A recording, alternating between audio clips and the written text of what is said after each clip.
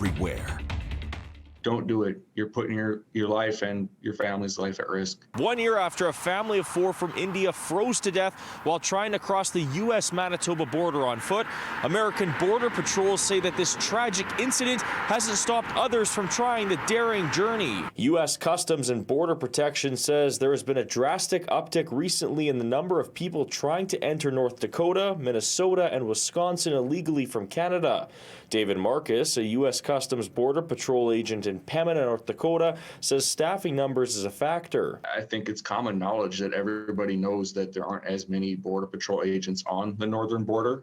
So in their minds, it might be easier for them to cross. Marcus says there are only around 2,000 agents patrolling the Canada and the U.S. land border, the largest in the world, spanning a distance of over 8,800 kilometers. We're spread a little thin, we're aware of that, but our agents, they do a phenomenal job. They're very vigilant every day they go out. They're patrolling. Data from the U.S. agency shows there were over 2,200 encounters and apprehensions on the Canada-U.S. border last year.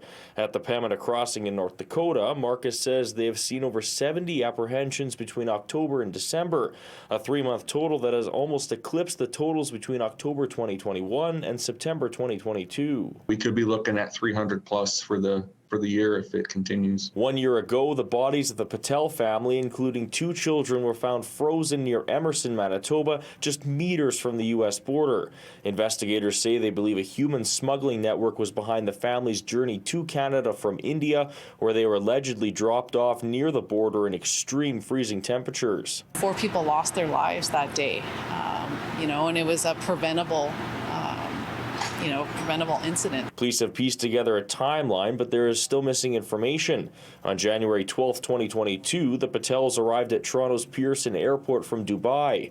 They remained in Mississauga for 2 days before moving to Welland, Ontario on January 16th.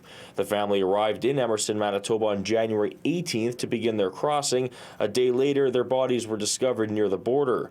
Manitoba RCMP say there's a gap from January 16th to January 18th where it remains unclear what the Patels were. I think we're under the assumption right now that it was a vehicle, that's the way that they got there. But again, yeah, we're looking for information to help us. Human trafficking related charges have been laid in India and the U.S., but no suspects have been arrested in Canada.